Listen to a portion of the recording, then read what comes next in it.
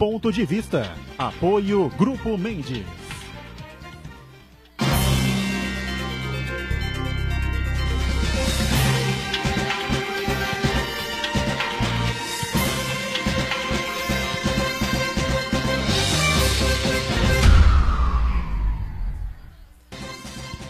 Olá, estamos começando aqui mais um Ponto de Vista, você com a gente de segunda a sexta, neste horário da 1h30 da tarde, a tradição do debate político, da discussão dos temas que formam sempre a pauta aqui da nossa cidade, da nossa região metropolitana e, claro, sempre abordando aqui com profundidade os assuntos e temas de interesse nacional também.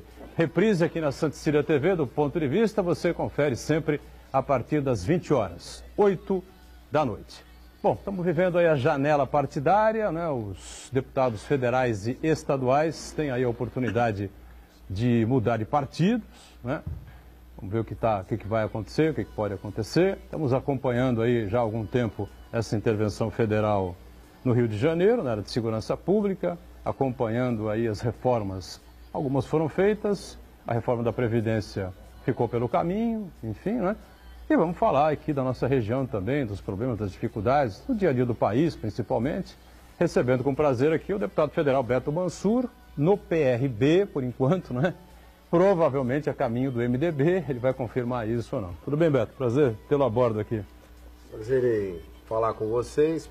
Para mim é uma satisfação grande cumprimentar toda a mesa e cumprimentar os telespectadores. Aldo Neto, companheiro jornalista, mais uma vez participa com a gente, colabora aqui com a gente no Ponto de Vista desta sexta-feira. Tudo bem, né, Aldo? Tudo bom, Edgar. Boa tarde aos nossos telespectadores, aos companheiros de produção. E boa noite para quem está vendo na reprise. É sempre uma honra estar com o Beto. E o Beto hoje é uma força da região em Brasília, né? Eu tive uma reunião recente com um empresário importante aqui da região, que esteve lá em Brasília com o Beto, ficou impressionado como o Beto abre as portas de Brasília. Falou, daqui a pouco eu estava achando que eu ia entrar na sala do Michel Temer, porque abre para cá, abre para lá, abre para cá. Enfim, essa força de abrir porta é importante, né? E o Beto tem essa qualidade.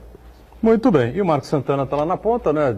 Diariamente conosco, acompanhando as redes sociais, as transmissões aqui do Ponto de Vista e a sua participação conosco também. Tudo certo por aí, Santana? Tudo certo, boa tarde a todos. Finalmente conseguimos conciliar a agenda do deputado para participar do Ponto de Vista. Há mais de um ano que tentamos agendar uma participação do Beto Mansur, mas não com má vontade do parlamentar, mas porque o Beto Mansur se tornou uma das pessoas mais influentes da República do Brasil, né? Goste ou não do estilo do Beto Mansur de fazer política, hoje ele é uma das pessoas mais atuantes em Brasília. E é uma boa oportunidade para o Beto Mansur prestar contas ao que vem fazendo em Brasília, o que vem defendendo em Brasília, aos seus eleitores e à população de modo geral. E eu quero cumprimentar você que nos acompanha ao vivo, do Ponto de Vista, convidá-la a participar do programa, mandando suas perguntas, críticas, sugestões para o Facebook, Ponto de Vista com Edgar Botrão, ou por e-mail, contato@pontodevista.tv.br. O Ponto de Vista também pode ser acompanhado ao vivo pela internet, santaportal.com.br/tv. E os programas anteriores podem ser consultados na internet também, no nosso canal no YouTube, na nossa página no Facebook. E você que nos acompanha na reprise às 20 horas, uma boa noite. Boa noite para você que está com a gente na reprise, a partir das 20 horas. O Beto está aqui com a gente hoje, portanto Brasília deve estar em paz, não é? Não há assim nada de mais complexo acontecendo por lá. Então o Temer já tinha chamado todo o time, né? Os líderes, os vice-líderes. O Beto é vice-líder do governo Temer na Câmara Federal, todo mundo sabe disso. Antes da gente começar a discussão aí pelo que anda acontecendo, as coisas que foram feitas, não foram feitas, enfim. Você já saiu do PRB, já está no MDB, já pode fazer essa mudança nesse momento, né?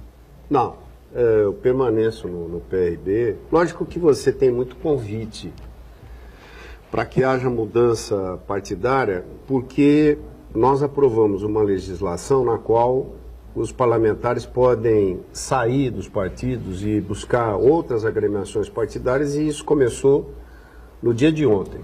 Você tem um mês para essa janela. Até 6 de abril, é isso? Até 6 de abril. Ou seja, durante esse período você terá trocas partidárias. Agora, eu permaneço, estou no PRB, estou bem. Você não vai sair? Tem muito convite para que a gente vá para o PMDB, mas até pela ligação que eu mantenho com o próprio presidente Michel Temer, que na defesa das propostas que esse governo apresentou. Mas a gente está trabalhando. Eu acho que não é tão importante você fazer mudança partidária nesse momento. Eu estou trabalhando, me dou bem no PRB. Lógico que durante esse período você vai ter muita troca, muita mudança. E a gente vai procurar, logicamente, fazer um trabalho no interesse daquilo que a gente faz, da sociedade, da Baixada Santista como um todo, que eu represento. Muito bem. Aldo Neto, Santana, conversar aqui com o deputado. Queria continuar aí no tema da troca de partido. Né?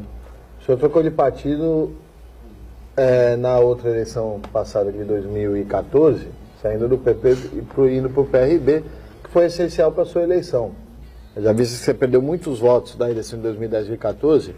Nós estamos falando de uma perca de 34.096 votos. E estar no PRB foi importante porque o PRB em São Paulo tinha muito puxador de voto, como o Celso Russomano, por 1.300 votos, não teve mais votos que você aqui em Santos mesmo. Você é especialista, né, nisso de fazer a conta do papel da política. Você já fez essa conta e acha mesmo que o PRB é o melhor lugar para você continuar lá em Brasília? Eu, na verdade, eu iniciei minha vida no PSDB. PSDB. O Cristiano eu vou fazer levou a ficha, 30 anos de vida pública agora, Nesse ano. possivelmente no mês de julho, quando eu entrei no PSDB, e fui candidato a vereador e fui eleito. Depois eu quis sair candidato a deputado federal, um ano e pouco depois. E foi eleito. Não me deram legenda, foi aquela confusão toda. Acabei indo para o PDT porque tinha uma legenda no PDT e acabei me elegendo deputado federal. Ainda lembro que quando eu entrei como deputado federal, eu escrevi um artigo na Folha de São Paulo a favor da quebra do monopólio das telecomunicações. Ixi, já naquela época?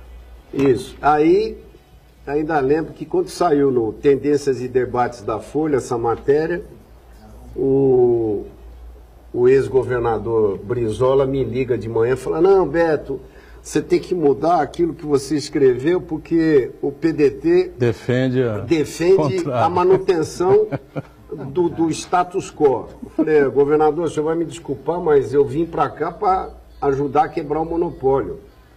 Tanto que vocês são mais novos, mas quem tem um pouco mais de idade lembra que a gente tinha a conta, o telefone, a linha telefônica registrada no imposto de renda. Era um patrimônio. Ela custava um dinheirão, era um patrimônio.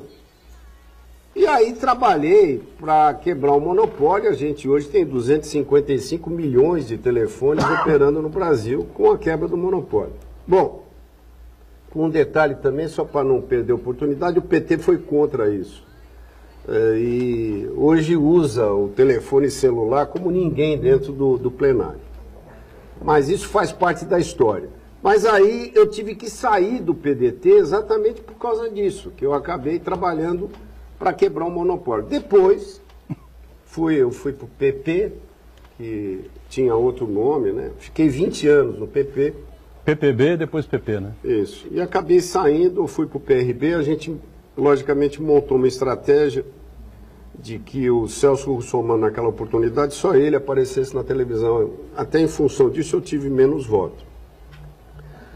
Mas eu não tenho muito essa preocupação. Eu acho que os partidos, na verdade, eles não têm muita diferença. Eles são todos iguais, né?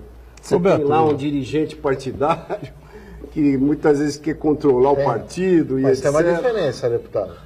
É o tempo de TV. Eu acho que o importante é você, por exemplo, no meu caso, como tive uma exposição muito grande durante esse mandato, né, não só como secretário da Câmara, como alguém que trabalhou muito pelo impeachment da presidente Dilma, e agora, no governo Temer, né? O governo, né? Não especificamente defendendo o presidente Michel Temer, que eu tenho boa relação com ele, mas defendendo as propostas de governo. é importante também que eu tenha um tempo de televisão para me apresentar, que eu acho que isso é fundamental. Roberto, eu falando do PP, né? E eu do estou, PPB. só para encerrar, eu estou negociando, na verdade, com o PRB, eu tenho um tempo maior de televisão, não concentrar só no Celso Russomano. Eu acho que a estratégia que foi montada foi boa estratégia, tanto que elegeu bastante gente. Mas eu sinto que a gente também tem que falar, ó, estou aqui, sou candidato, meu número é esse. Você falou do PP, do PPB, me lembrou daquele período lá do Maluf e tal, né? O Maluf era governador, você era prefeito de Santos e tal, jogava com o Maluf, era o partido do Maluf, aquela coisa toda. E o Maluf está preso, né? 86 anos de idade, uma coisa que postergado. Quando ele perdeu a importância política, prenderam o Maluf. Quando ele tinha importância política, tinha voto, 1 milhão de votos para deputados, o Maluf não era preso, né? Agora prenderam o Maluf. O velhinho está lá com o chinelinho. Foi uma decisão da justiça. Eu particularmente acho que o Maluf, pela idade que tem, deveria estar com uma tornozeleira eletrônica e ficar em casa. O Maluf desse jeito vai acabar já. Eu acho que a gente não quer isso, mas ele vai possivelmente morrer na prisão. Não quer ver esposa, não quer ver filhos, não quer atender ninguém, só atende os advogados. E eu tenho uma percepção que ele cometeu erros, está cumprindo e etc., que cumpra pelos seus erros. Agora, mantê-lo na situação em que ele está, com 86 anos, na prisão, põe ele dentro de casa, não vai fazer mal nenhum para ninguém. Foi o que foi dito aqui recentemente. Santana, fica à vontade aí também. Bom, é inegável a habilidade política do deputado Beto Mansur, até mesmo os seus adversários e inimigos políticos, vamos dizer assim, reconhecem o talento do Beto Mansur fazer política. Desde que está em Brasília, o Beto Mansur sempre se articulou muito bem e conseguiu sempre emplacar indicações políticas. Desde o governo Fernando Henrique Cardoso, conseguiu emplacar o diretor da Codesp, Carlos Eduardo Adegas, até no governo de Dilma Rousseff, conseguiu emplacar o Júlio Eduardo dos Santos como secretário nacional de Mobilidade e Transportes. Agora, o deputado, ao mesmo tempo que o seu prestígio político em Brasília cresce, parece que o senhor está no auge da sua carreira política em Brasília, nunca o senhor esteve tão próximo assim do centro do poder. As suas votações ao longo das eleições, elas vêm caindo drasticamente, desde a época da sua primeira eleição para deputado federal, as seguintes. Na eleição passada municipal, o senhor submeteu o seu nome às urnas para prefeito, o senhor conseguiu a proeza de ter menos votos que um candidato a vereador, né? E as pessoas parecem muito insatisfeitas com o seu desempenho em Brasília, né? Tanto é que, volta e meia, acontece um protesto na frente da casa do senhor ali. Até a gente comentou várias vezes isso aí, porque é um protesto inócuo, porque vai incomodar só os vizinhos. O senhor vai estar em Brasília, não vai nem estar perto ali, né? Então, o Aldo observou muito bem que essa votação do senhor vem caindo, né? Então, o senhor em Brasília, se fosse um jogador de futebol, os colunistas esportivos diriam que o senhor é um jogador muito oportunista, que vai aquele que vai ali no lance ali e faz o gol de canela, mas faz o gol, né? Então eu queria saber do senhor qual que é a sua jogada nessa eleição para conseguir se reeleger. Se o senhor vai distribuir a sua campanha eleitoral ao longo do estado, conseguir captar cabos eleitorais ao longo de 200 cidades, porque parece que em Santos a sua votação tende a ser muito pífia. Eu não acho que minha votação é pífia. Um detalhe importante que eu acho que é o seguinte: eu não venho nesse programa há muito tempo, mas eu acho que a gente tem bastante coisa para falar, ao invés de falar das minhas votações passadas. Eu queria colocar o seguinte... Eu não acho que seja isso tão importante. Eu fiz 10 eleições já e só perdi aquelas que eu sabia que eu ia perder. Que foi a minha primeira eleição para prefeito da cidade. Em 2012. Que eu entrei para poder disputar com o falecido doutor Davi Capistrano, para poder saber como é que era o processo eleitoral para prefeito. E na outra eleição eu ganhei da Thelma. E depois eu entrei nessa disputa pela segunda vez para ser candidato a prefeito, exatamente porque já tinha sido para colaborar com o debate. Nunca, na verdade, me preocupei muito com essa questão eleitoral. Como eu já fiz 10 eleições, já fui eleito em 8 delas, Eu acho que o importante é que a população, de uma maneira geral, nos coloca lá para a gente poder representar muito bem a sociedade. Mas isso é um detalhe. Eu acho que tem tanta coisa para a gente falar com relação à região da Baixada. A Lava Jato segue aí. A Lava Jato segue aí. Hoje a Polícia Federal foi para a casa do ex-deputado federal, ex-ministro Antônio Delfim Neto, com a acusação de que ele pode ter levado aí uma comissãozinha, né, de 10 milhões, eu já nem sei se é de reais ou de dólares, sei lá, né? 10 ou 15? Hã? Acho que é 15, né? 15 milhões? 15 milhões? De reais, é isso? Isso, de reais, né? No tal propinoduto lá da Belo Monte, enfim, né? Foram descobrir o Antônio Delfim Neto agora, hein? A Lava Jato acho que não para mais, né? Eu acho, logicamente, as instituições nossas estão todas elas funcionando. Não só o Judiciário, mas toda a estrutura da Polícia Federal, o Ministério Público. É lógico que quem eventualmente tem alguma coisa para dever, que pague. Mas eu acredito que o ex-ministro Delfim Neto seja uma pessoa comprometida com o país. Foram na casa dele, não sei exatamente os detalhes, mas ele, antes de acusá-lo, acho que a gente tem que saber exatamente o que vem acontecendo, porque o Brasil está num momento muito pendular. Você tem muita acusação e pouco resultado. Lógico que a Lava Jato teve resultados, diria para você, muito positivos com relação a essa questão que envolve corrupção, que eu acho muito importante que a gente se aprofunde em tudo isso, mas tem que ter um pouco de calma com relação às denúncias. Depois que elas forem apuradas, logicamente que o Judiciário deve agir. Eu queria perguntar para o deputado, em 2013, foi feita uma grande caravana dos prefeitos da região para Brasília, você, como sempre, foi a porta de entrada. 13? Já faz 13? Tudo isso? Ou 15? 2013. Recebeu todos lá, levou no então vice-presidente da República, Michel Temer. Foram feitos vários acordos, pedidos de projeto para se fazer as grandes obras que precisavam da cidade. Enfim, veio o novo governo Dilma, a sequência do governo Michel Temer, e isso não saiu do papel. E que pese que também, este ano que passou, o presidente do Condesb, o prefeito de Praguinha, Alberto Moura, fez outra caravana para Brasília atrás de dinheiro para a saúde. Por que essas caravanas que acontecem lá sempre não saem no papel, deputado? É por causa dessas trocas sequentes de governo, tem que falar com o ministro, tem que falar com o outro? Essa máquina não está atrapalhando o desenvolvimento, acho que não só da região, como do país todo? Não, não é que não saiu do papel. Aquela reunião que nós tivemos com o presidente Michel Temer, que na época era vice-presidente, na qual eu inclusive levei os prefeitos da região, e na época em que ainda a ex-presidente Dilma liberou um determinado recurso aqui para a cidade de Santos, ele se concretizou. Toda essa pavimentação, é porque muito pouca gente sabe disso, né? Às vezes as pessoas ficam no detalhe de quanto que os parlamentares arrumam com as suas emendas parlamentares desses 15 milhões que todos os deputados eu queria falar nisso no outro bloco. Nós vamos falar. Mas não se preocupa muitas vezes com o dinheiro que você consegue extra emenda.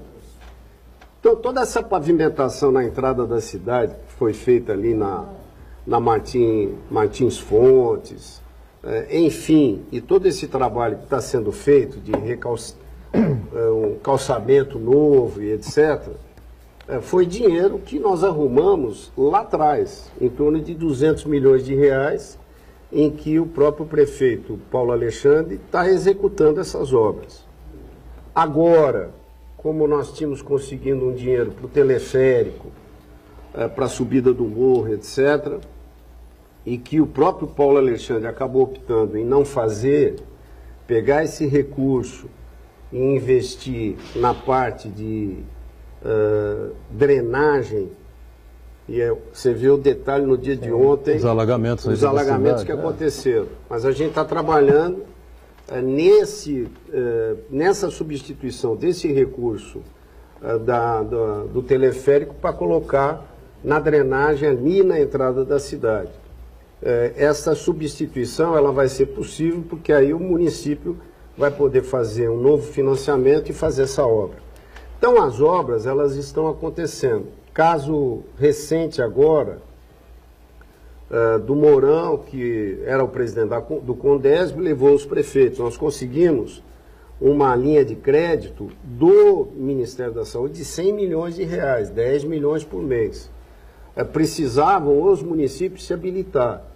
Então, por exemplo, ainda nesse ano eu consegui um aumento do teto para a cidade de Bertioga. Os municípios se habilitaram? Isso. Uma série deles já. O Mourão, por exemplo, montou todo o sistema ali de atendimento às pessoas que têm problemas renais, etc., com uma parte desse dinheiro. O governo municipal aqui em Santos, eu estou trabalhando para o aumento do teto, exatamente para poder atender não só o Hospital dos Estivadores, mas também colocar mais dinheiro na Santa Casa. Nós conseguimos um aumento de teto já para o Guarujá. Então, destes 100 milhões, você já tem uma série de recursos sendo destinados aqui para Santos e para a Baixada Santista. Agora, e o Pacto Federativo? Você tem facilidade, você senta ao lado, entra e sai do gabinete, enfim, é vice-líder do governo, transita ali ao lado do Michel Temer, viajou com ele várias e várias vezes, enfim. Chegou a conversar com o Temer alguma vez na vida? Foi prefeito de Santos, não passou tanta dificuldade como os atuais passam, porque o momento da economia do país era um outro, né? Mas o orçamento também não era o que é, enfim, teve lá uma série de dificuldades, né? Vamos fazer um intervalo? Na volta eu queria que o Beto Mansour, vice-líder do governo, falasse um pouco sobre isso, porque um dia isso tem que virar, né? Não é possível que a gente continue com o império, né? Continuamos na época do império, em que todos os impostos são direcionados lá para o governo central e o resto do país que se vire, né, do jeito que der. Intervalo, voltamos já.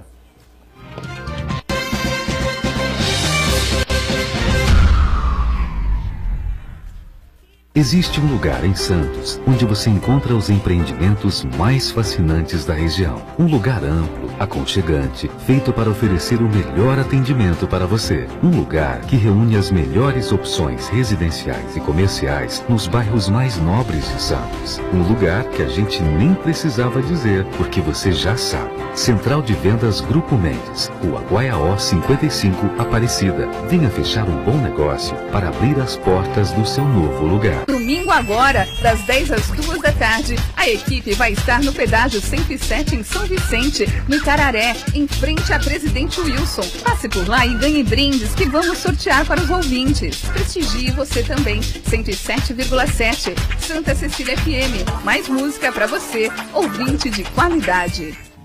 Você já pensou em fazer o tão sonhado curso superior com uma mensalidade que cabe no seu bolso, estudando em casa e na hora que desejar? Todos os cursos de ensino à distância da Unisanta receberam excelentes conceitos do MEC. Invista em sua formação profissional. Aproveite, matricule-se já e ganhe descontos. www.unisanta.br/EAD. Informações 3202-7199.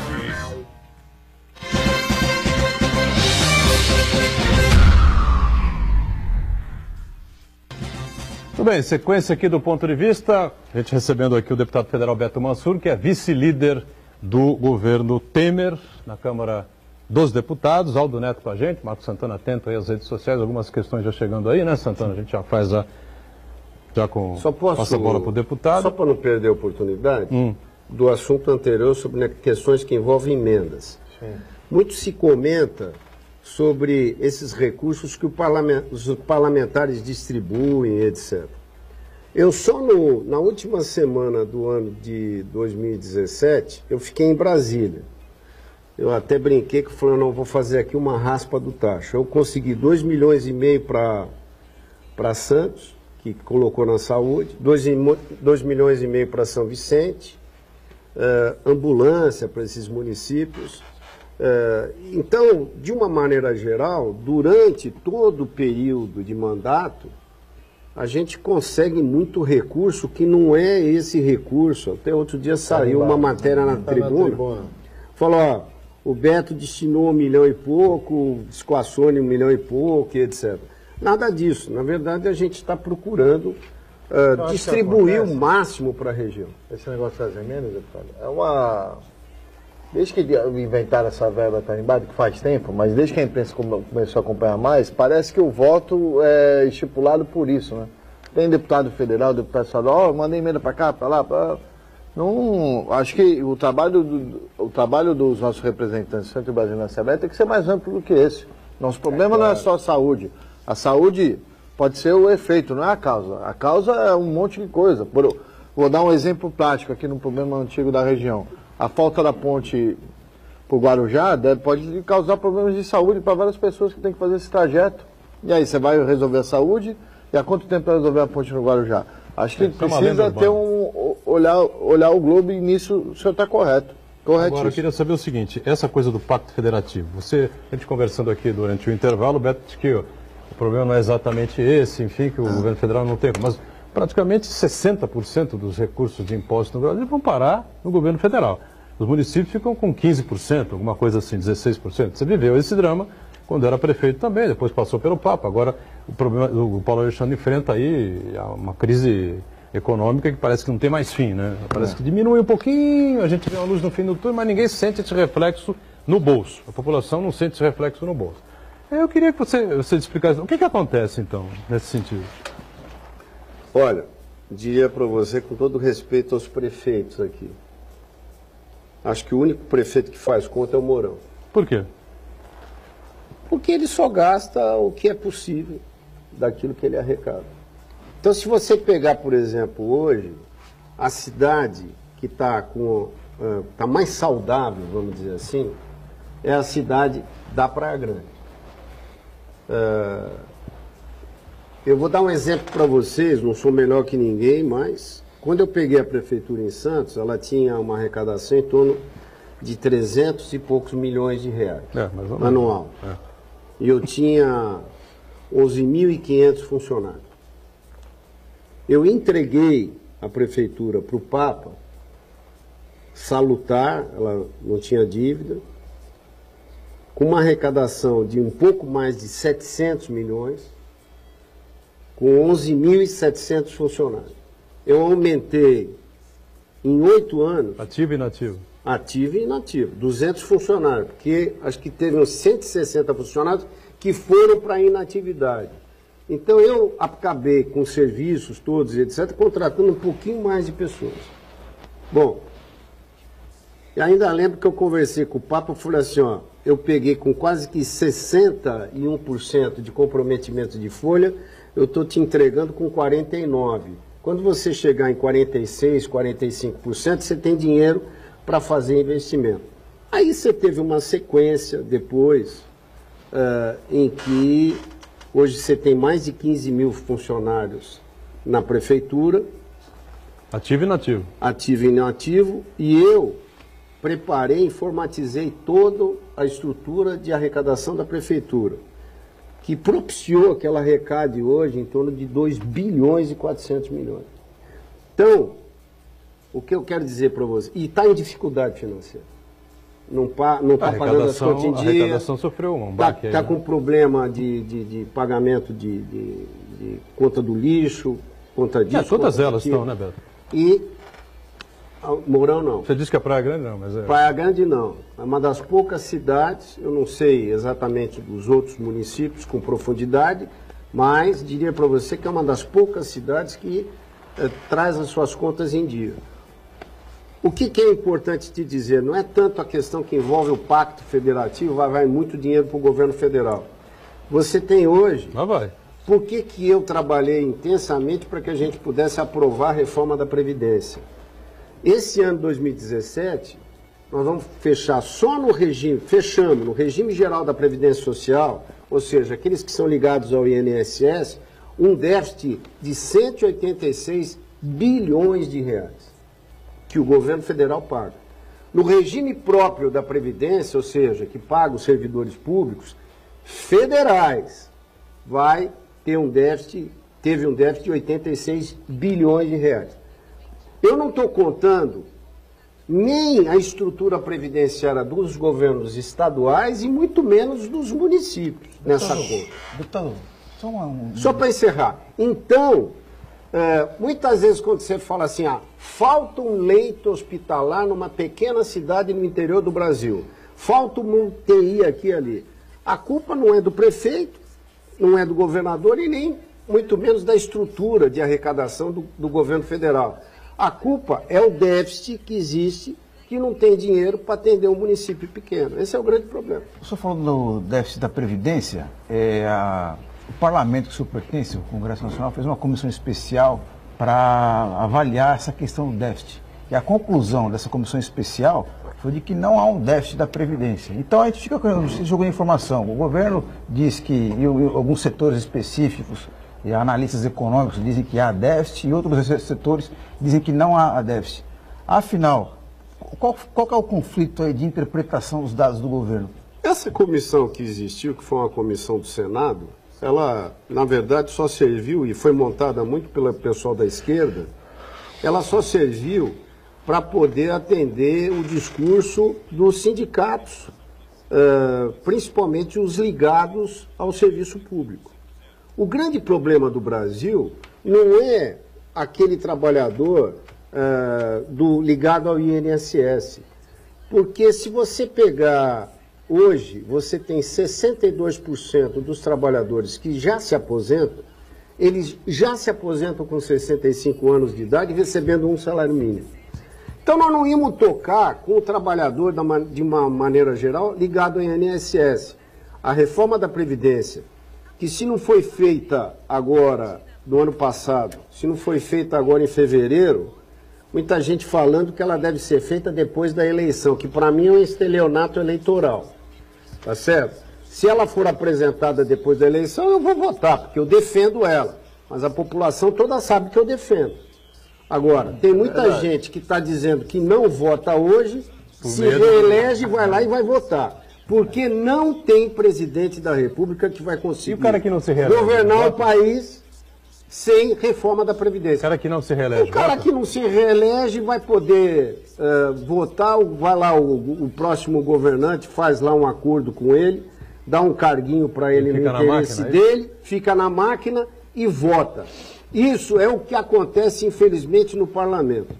Eu, graças a Deus, estou muito tranquilo, até porque eu não tenho absolutamente nenhuma indicação nesse governo, não tenho cargo, nada. Mas, o que eu estou trabalhando é defendendo aquilo que eu acho que é o correto. Mas a jogada da votação da reforma da Previdência não é essa, né? Vamos fazer a intervenção no Rio, estanca a pauta e depois da eleição tira a intervenção e vota. O governo ia perder no Congresso, na Câmara, não ia? É, claro. Claro que ia Todos perder. vocês sabem, eu acompanho.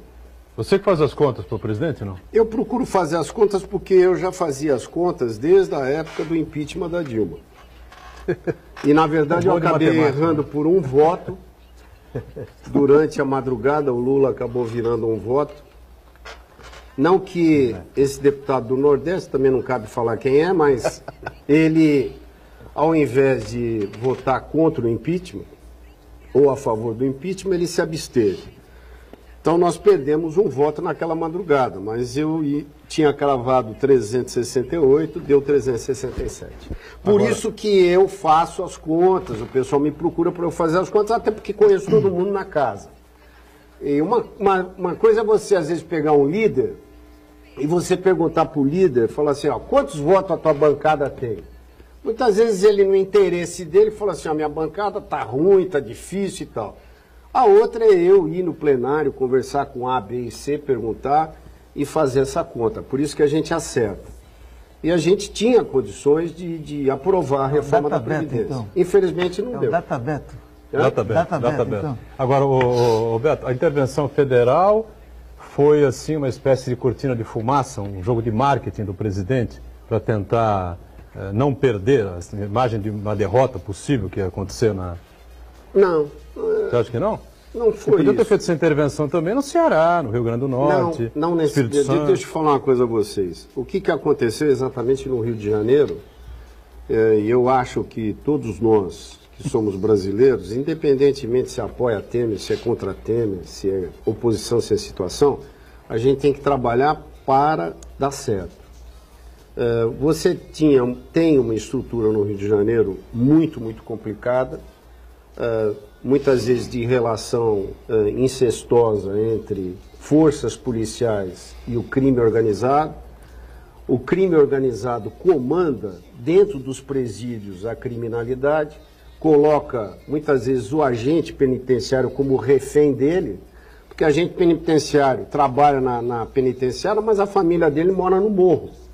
Então, esse agente penitenciário é o grande, a grande figura que transita com celular, com maconha, com cigarro, com doce, com pizza, com isso e com aquilo para dentro do presídio.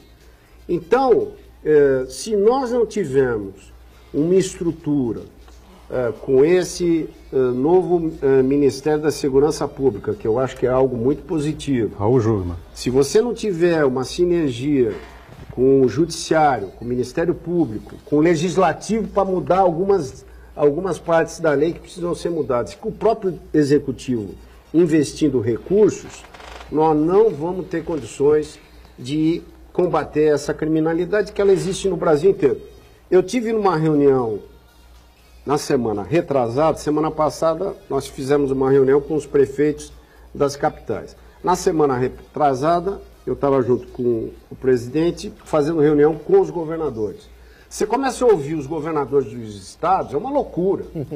Por quê? Porque desde o Ceará, que o pessoal no presídio está decapitando literalmente as suas facções contrárias, você tem problemas no Mato Grosso, que faz divisa com a Bolívia, que faz divisa com o Paraguai, com entrada de droga e armamento. O Brasil era passagem de droga, era passagem de armamento para a Europa. Ele se tornou consumidor há um certo tempo.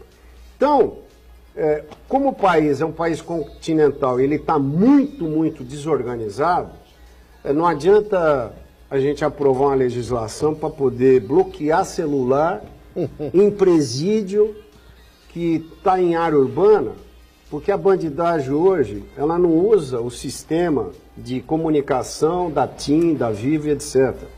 Fala com o celular pelo satélite. Então, as coisas, na verdade, na tecnologia, elas mudaram. Muitas vezes eu falo assim, ó, constrói um presídio lá no meio do mato, que não vai ter lá jeito na Amazônia, entendeu? Longe da estrutura da população e coloca esses chefes da quadrilha para lá, porque aí você começa a resolver. Aí vem os direitos humanos, etc. Mas a gente tem que enfrentar esse problema, porque senão você não resolve a criminalidade e aí acaba matando até feto dentro da barriga das mães, etc. Essa história toda que a gente sabe. Diga, Aldo Santana. Vou registrar as participações do Marco César Brito, ele pede uma ajuda do deputado na questão dos estivadores, a questão trabalhista deles, né? E o Paulo Henrique Farias, ele pergunta para o deputado se ele acha que o Lula vai ser preso, e se sim, quando? Olha, a legislação... Não, essa pergunta é extremamente pertinente. A legislação eleitoral, ela vai permitir, na minha visão, que o Lula vá até o fim. Até porque você está impedido de ser candidato quando transitar em julgado o seu registro no Tribunal Superior Eleitoral. Então eu sinto o seguinte, se o Lula não for preso e fizer o registro dele de campanha, ele vai ser candidato. Ele pode ir para o segundo turno. Pode vencer. Ele pode levar a eleição. Eu quero ver o Tribunal Superior Eleitoral cassar o mandato dele, ele sendo eleito pelo povo. Então, não é ficha suja hoje? Sim. Mas ele, é o que eu estou falando a você... Não proíbe ele de ser candidato. Proíbe de ser candidato, não aceita o registro. Não é o que está escrito. Não é o que está escrito. Então, você consulta diversos advogados ligados à área eleitoral e etc., vão falar exatamente isso, porque eu já consultei. Ele pode ser preso? Ele pode ser preso. Agora você tem um imbróglio hoje dentro do Supremo Tribunal Federal que está se discutindo se põe para votar novamente a possibilidade de você prender em segunda instância ou não. E o Supremo Tribunal Federal, que a gente tinha sempre a esperança de ser um poder mediador, ele deixou de ser um poder mediador, todos nós sabemos disso. Está extremamente politizado, você está muito dividido dentro do Supremo hoje. A maioria das votações recentes dá 5-5, quem muitas vezes tem que desempatar é a presidente do tribunal. Então, é possível eventualmente ele ser preso agora e etc. É possível depois desse recurso que vai se esvair agora. Ele fez, acho que Quer dizer que o Lula não é ficha suja? Ele fez Não, ele é ficha suja porque a gente sabe que ele já foi condenado em segunda instância. Uma coisa é você ser ficha suja, a outra é você, pela legislação, poder ser candidato e ser julgado até a última instância. Você garante que hoje... hoje eu garanto para você que... Se o registro fosse hoje. Ele vai lá, registra... E o TSE aceita? A TSE é obrigado a aceitar. Mas mesmo sendo ficha suja? Mesmo sendo... não é sendo ficha suja, mesmo sendo condenado em segunda instância. Só que você sendo condenado em segunda instância, com a legislação da lei da ficha suja, ele pode recorrer sendo candidato até a última instância. É isso que eu estou falando. A outra questão é referente ao... Então que o nome dele não só vai estar na urna eletrônica, como ele vai disputar, eventualmente, o segundo turno. Sim, o que eu digo para você, eu espero que o nome dele não esteja na urna, entendeu? Isso é uma opinião minha. Agora, não sou eu que julgo. O que eu estou falando para você é o fato que está existindo. Eu espero que ele não seja, porque ele foi condenado. Foi condenado em segunda instância, como outras figuras foram condenadas em segunda instância. Eu não gostaria de ver nesse momento alguém que está muito bem na pesquisa e etc., como Lula, de ser candidato e a gente ter uma eleição à presidência da República na situação que está o Brasil, ter uma eleição sub júdice, que é o que possivelmente vai acontecer, que é o pior dos mundos para a gente. Você vai eleger alguém ou levar alguém para o segundo turno, que pode no dia seguinte perder o seu mandato. Deixa eu fazer mais um rápido intervalo. Na volta, o deputado Beto Mansur responde a outra questão que envolve aí os trabalhadores do Porto de Santos, né? Já, já.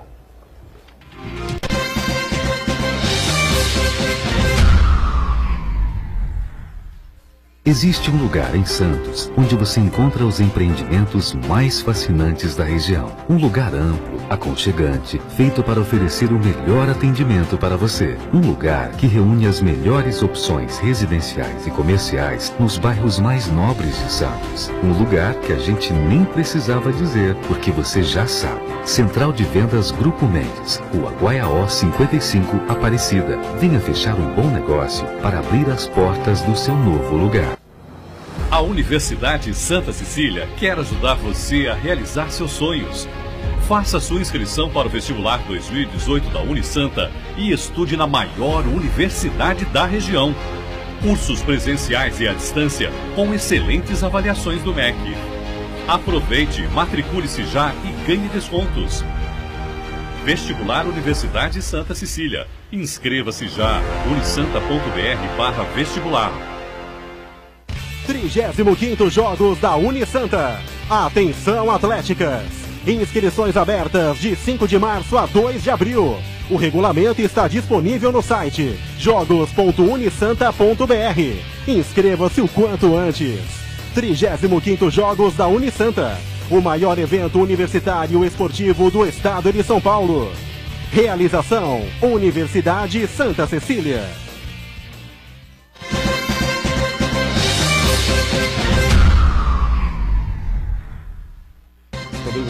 Muito bem, sequência aqui do ponto de vista, então, Marcos Santana recupera aí a pergunta sobre os estivadores, é isso? Isso. O nosso telespectador, o Marcos César Brito, ele é estivador e ele pergunta o que o deputado pode fazer para ajudar na questão dos estivadores no Porto de Santos. Estivadores, qual seria o problema do carga de trabalho? Não, tem duas coisas aí que tá pegando a estiva. Eu tive com o Neizinho essa semana aí, segunda-feira lá no meu gabinete. A escalação, né? O que acontece? Você tem uma decisão que já foi julgada no TST, que determina o seguinte, que os terminais eles devem contratar e podem contratar até 75% da sua força de trabalho com registro dentro do terminal privado, o que seja, e buscar no avulso, na estiva, 25% desse contingente de mão de obra.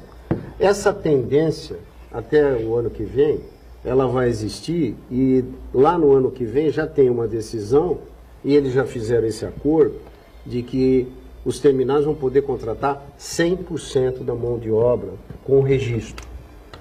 Lógico que buscando quem tivesse ligado ao órgão gestor de mão de obra. Por exemplo, eu quero contratar alguém para movimentar carga no terminal, eu vou buscar lá, para eu contratar, vou buscar alguém do órgão gestor de mão de obra.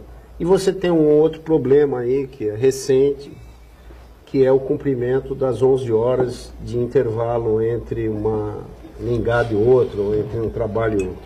Isso é um exagero, né? Sim, mas está na lei. Não, eu sei, está na lei.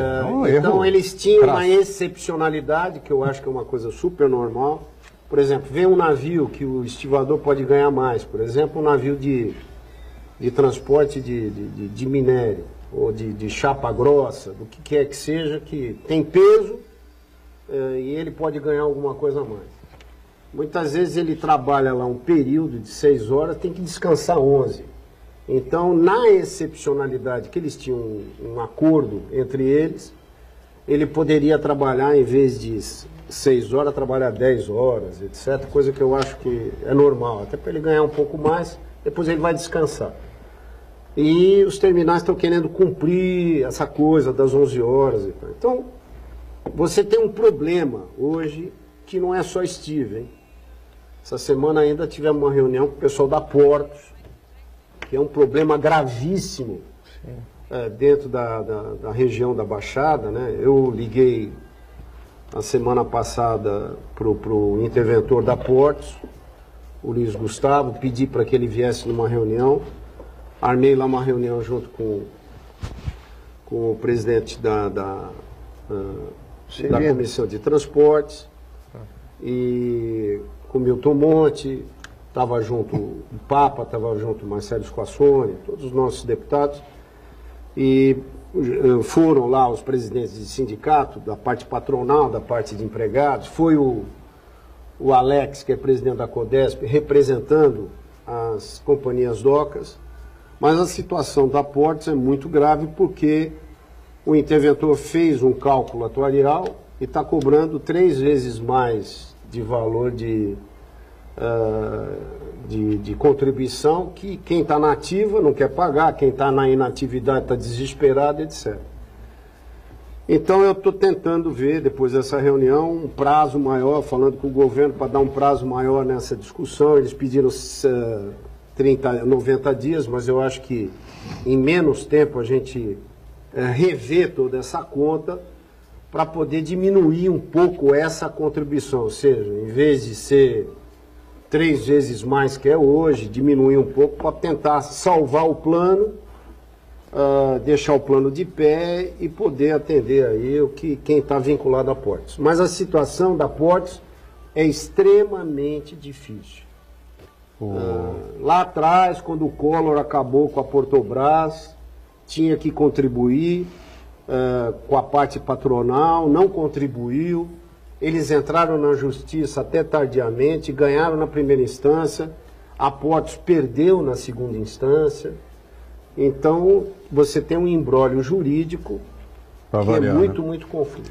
Roberto, você é vice-líder do governo Temer, que é, talvez, não sei exatamente, mas acho que é o governo de pior avaliação na história do país. Michel Temer é o presidente pior avaliado, 5%, 4%, enfim, no último levantamento aí da MD. Não, melhorou de 3,4% para 4,3%. 4,5%.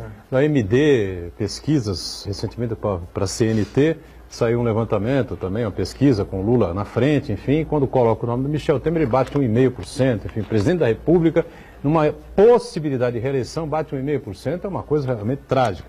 E tem aí uma sequência aí de golpes aí contra o Michel Temer, não é? Que, por exemplo, a delação lá do Batista, não é?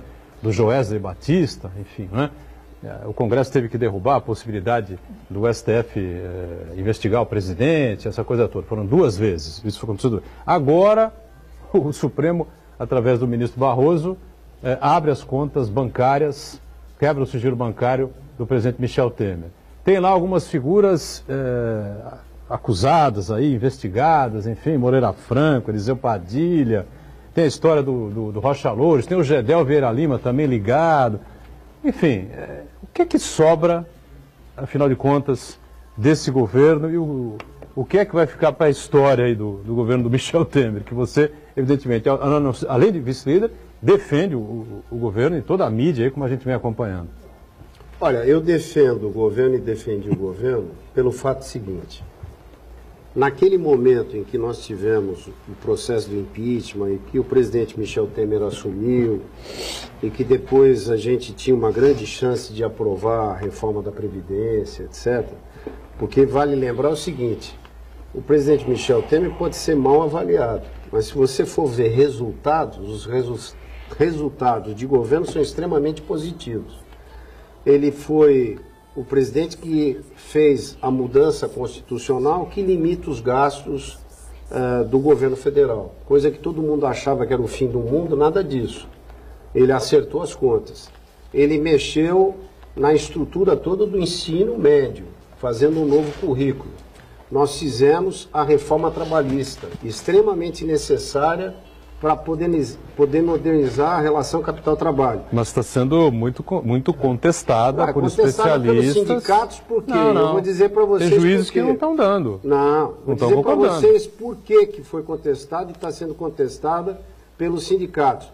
Porque nós acabamos com o imposto sindical. Eu sei. Pouca gente sabe disso, mas todo trabalhador brasileiro, todo mundo que está aqui, pagava um dia do seu trabalho para sustentar sindicato. Nós acabamos com isso. Então, por isso que o sindicato está reclamando. Mas tem uma série de questões ali, de artigos, que são considerados inconstitucionais. Tem gente que vai acabar trabalhando e pagar menos no salário mínimo. Não, pera. Mas não vai? O que é inconstitucional que não foi decidido hoje? Não, tem alguns itens considerados. Você está enganado. A lei trabalhista está funcionando, entendeu? O número de ações, inclusive, quando você coloca a responsabilidade para quem está entrando com a ação, porque tinha muito advogado que ficava na porta do sindicato para poder, na hora de homologar, entrar com ação contra qualquer trabalhador, qualquer empresa, qualquer microempresário. O Brasil tinha 4 milhões de ações trabalhistas em 2016. Fechou com 90 e tantos % de todas as ações trabalhistas do mundo. Esse negócio está diminuindo. Por quê? Porque você começou a responsabilizar quem entra com ação trabalhista contra qualquer outro. Bom, tudo bem, isso foi uma parte. Outro fator também aí, né, deputado?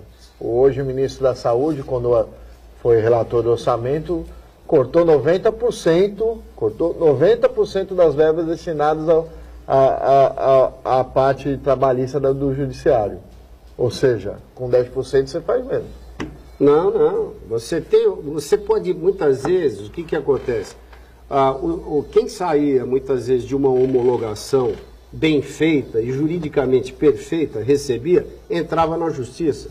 Quem é microempresário, pequeno empresário, sabe muito bem do que eu estou falando. O grande detalhe é que hoje, quem entra com a ação e se perder, tem a responsabilidade da sucumbência, tem a responsabilidade de pagar as despesas judiciais. Então essa coisa está diminuindo.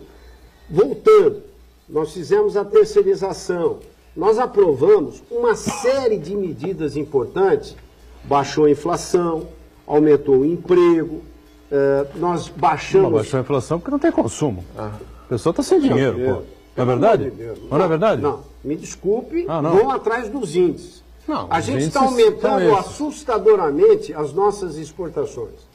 A gente está tendo uma retomada do crescimento do Brasil, que isso, na verdade, reflete consumo. Quando você teve, em 2017, um aumento de 1% do produto interno bruto, quer dizer que as pessoas passaram a comprar mais do que em 2016, que estava numa recessão maior.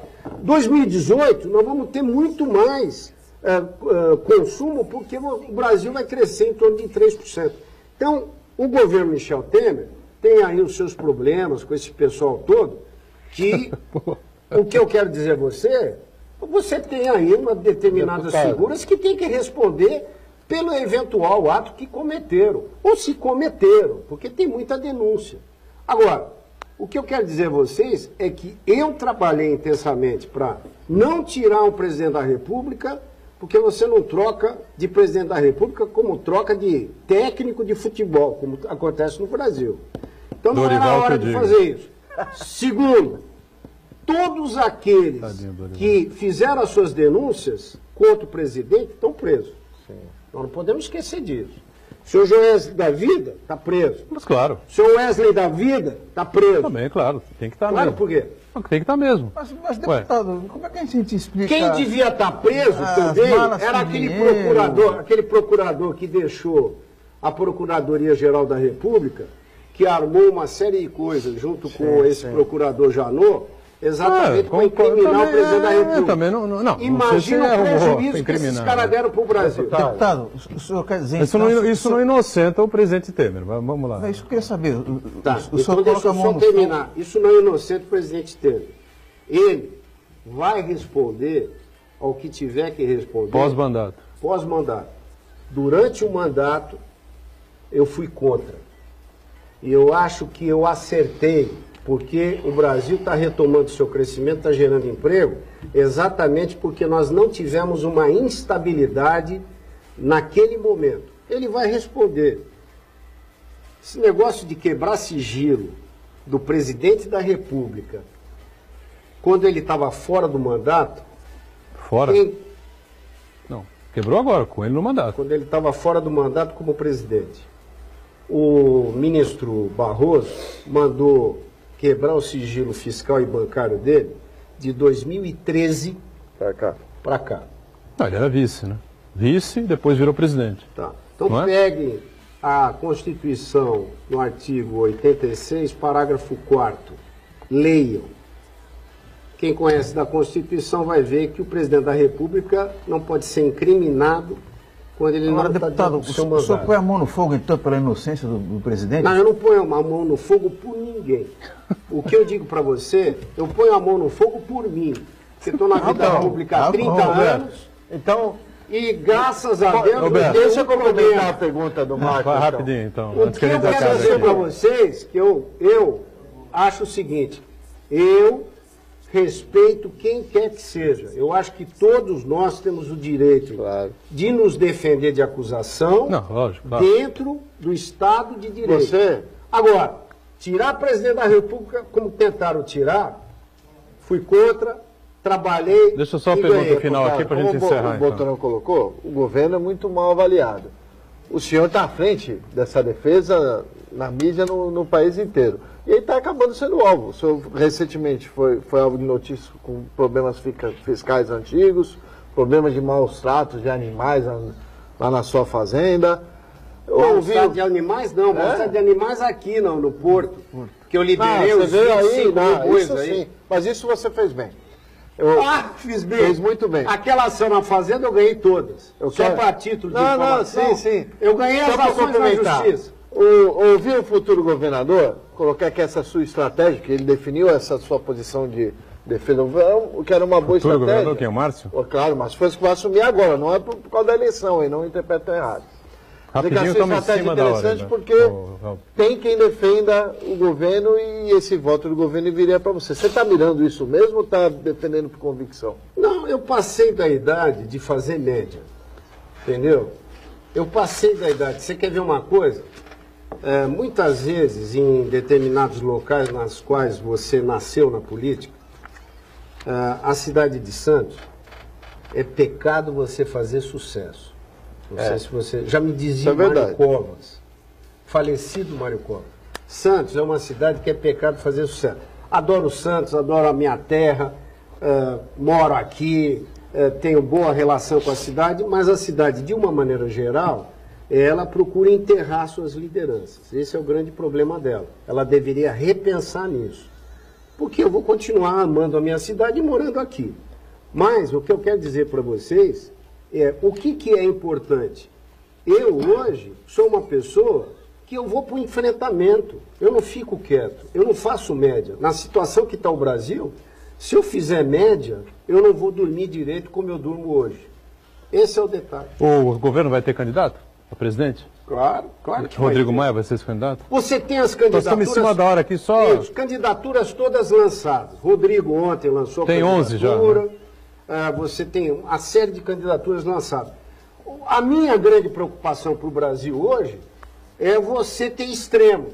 Você tem o Lula de um lado e você tem o Bolsonaro do outro. Eu não acho que nenhum dos dois vão resolver o problema do Brasil. Se a gente conseguir ter uma candidatura de centro, de alguém que possa ponderar e articular com o governador de São Paulo é um bom nome? É um bom nome, tem experiência, entendeu? Como você tem outros bons nomes.